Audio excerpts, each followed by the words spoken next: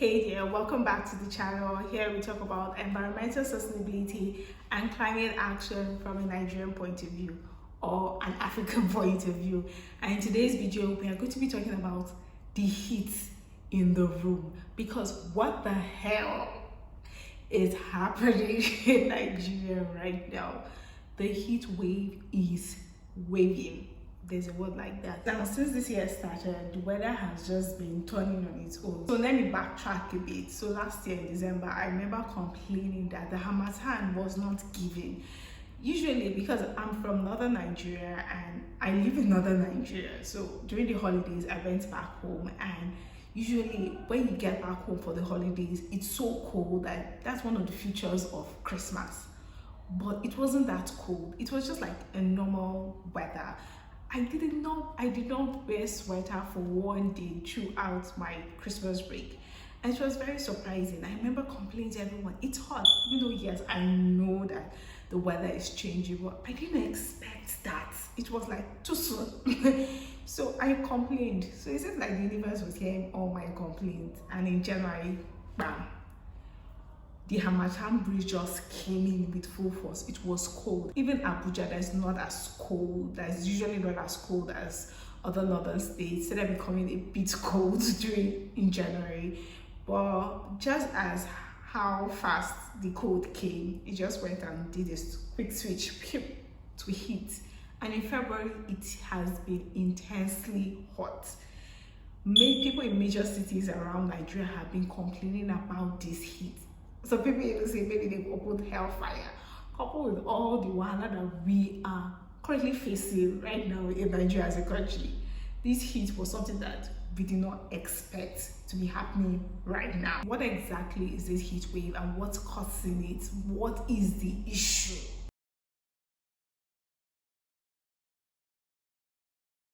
Heat wave is a period of time of abnormally hot temperature, hot weather, which we are currently experiencing across Nigeria. And it is not something that is new to only Nigeria. There are various countries in recent years that have been experiencing heat waves.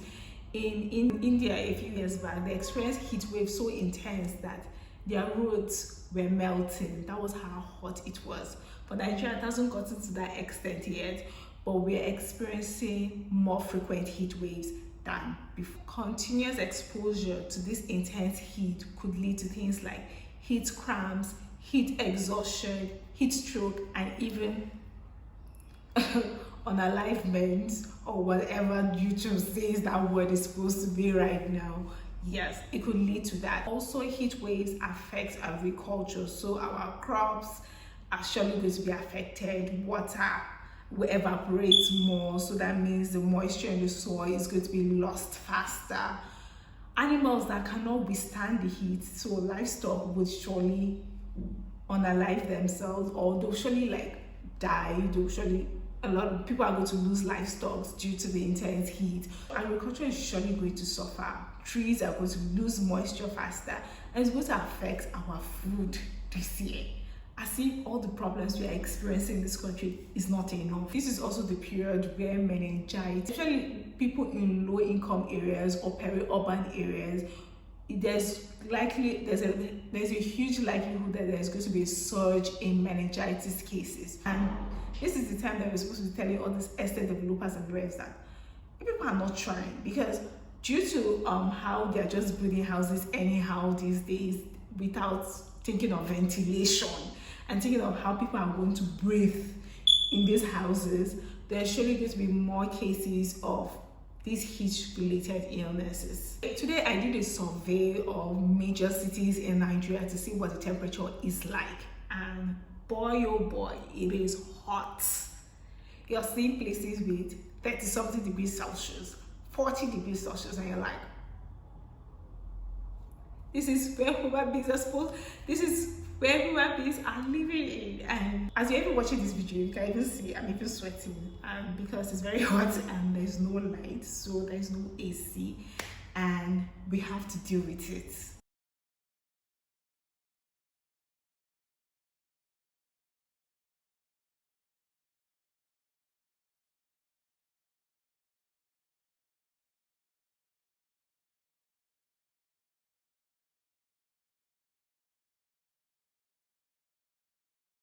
let's talk about the bigger elephant in the room, climate change. For sure there's a link between climate change and this intense heat wave that we're currently experiencing in Nigeria. So now let me just summarize what climate change actually is. So as people are going about doing their normal activities and industries are just burning a lot of fossil fuels, greenhouse gases are being emitted. And as greenhouse gases are emitted, we are emitting a lot of greenhouse gases. So these greenhouse gases now form a blanket in the atmosphere. Now the sun that is hitting the earth,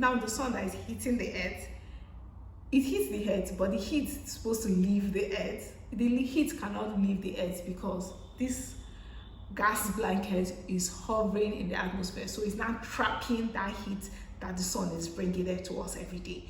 So for us that are blessed, for countries like us that are blessed with enough coverage of the sun, we're surely going to suffer more of these intense heat waves because we are on the tropics and the sun is directly there, and the more that this heat is being trapped, the more that countries like us around the tropics are surely going to suffer from these heat waves. So that is the link between climate change and the heat waves that we're currently experiencing in Nigeria and some other countries around the world. According to reports, before we just experience heat waves like twice in a decade. That's like twice in 10 years. But right now, we're having more frequent heat waves. So we're having like heat waves every 2 years, heat waves every 3 years, and it's gradually becoming more frequent. That is to tell you that there is no time, and the time to take action is now. The time for us to take action to ensure that we are able to the time to take action to ensure that we are not roasted by the heat is right now. Which way? Nigeria. A lot of people now will tell you, oh, how to adapt to the heat wave. Wear lighter clothing, wear cotton, do not be out during the day, these, that. Oh yes, they are good. they are good precautions to take, but they are not sustainable precautions that we should take. They're like long-term sustainable precautions that we should take. Sustainable solutions, these are not sustainable solutions that we need. The heat waves are becoming more frequent. What are we going to do? Now that the heat waves are becoming more frequent, that means we need to be able to cool ourselves more, and more people will need to buy ACs, and ACs are expensive. They use a lot of electricity to run. They also use a lot of greenhouse gases to run, so they are not the sustainable solution that we need. We need more sustainable solutions to cool ourselves in this intense heat or future intense heats. There's a word like that, future intense heat waves that are to come. Here are some sustainable solutions that, especially if you're a young person watching this video, that you could be able to like see if it's something that we can be able to replicate in Nigeria. Firstly, change the way we build houses. It's not news that the estate developers, builders, the building industry in general in Nigeria is just out to get us, because make it make sense the type of houses that they are building, the type of luxurious houses that they're even building. If they are building luxurious houses like that, I can only imagine what the common man's type of houses are, with windows that are like fit for cages, with poor ventilation, little to no greenery to improve air circulation and all that. It is just a big box or a small box or just a box of concrete that they're building for us right now in Nigeria, and it's not fair, and it's not funny, and it's not sustainable, because it's surely going to come bite us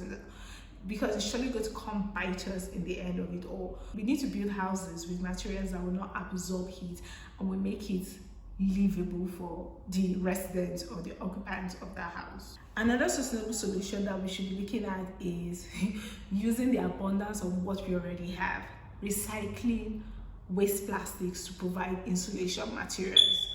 There are a whole lot of waste plastics that we we produce, that we produce, because when we throw them away, we have produced this waste. So there are a whole lot of plastic waste lying all around, causing wahala for us. So this is a way of us solving a problem to solve another problem, tackling an issue to solve another problem. We'll gather these waste plastics that just doing nothing for us and recycle them to make insulation materials that could be used to make these sustainable houses that we are talking about. These recycled plastics can be used to make insulation boards for houses. It can be used to also reflect solar radiation, and it can also be used to provide shading for houses. So all those plastics, governments, businesses, let's look at the waste that we've created to create a sustainable solution for all. Another sustainable solution that we should be looking at is low impact cooling systems. There are people all around the world creating sustainable cooling systems, such as using evaporated water to cool air, using cool water to circulate within houses to provide cooling for these houses, using solar power to cool water, or even using solar power to power refrigerators and fridges, and also adapting to some traditional models of houses, mud and thatch houses, to the rescue. As global emissions drive temperatures to new highs, it is very important for policymakers and industries and individuals and everybody to put hands together to push these innovations and technologies to be able to limit global warming and to be able to just cool our world. Also, a lot needs to still be done when it comes to climate education. A lot of people don't even know what is this climate crisis and how it's affecting them and what they should be able to do about it. Educating people about these problems will be able to help inspire them to make innovations and technologies that will solve these problems, that will solve the climate crisis, that will bring sustainable solutions for all, that will bring sustainable development to our countries, to our communities, and to the whole world in general. Also, this is a special service announcement to urban planners, to builders, to the entire building industry of Nigeria. Please, let's draw our ears, I beg. Let us build houses for human beings to live in. Let us incorporate greenery. Let's incorporate planting trees, planting plants, having greens in our houses, and not just building big concrete beautiful nonsense that we call houses. I beg. It is very hot in Nigeria and something needs to be done, reaction needs to be done. And yes, we might say, and we can just wait it out, but we don't know how bad the next heat wave is going to be if we do not take action now. It is one that you have now that you can be able to understand and bring solutions to it. The one of tomorrow, you might not even know how bad it's going to be, and you might not be able to tackle it very well. So all hands on deck to ensure that we create the sustainable solutions that we need to drive climate action. If you're watching this video up to now, thank you very much. God bless you. Remember to like, subscribe, share this video with someone that this message will be very beneficial to them. And remember that you can be the change that you want to see. Joan of Kaduna, signing out.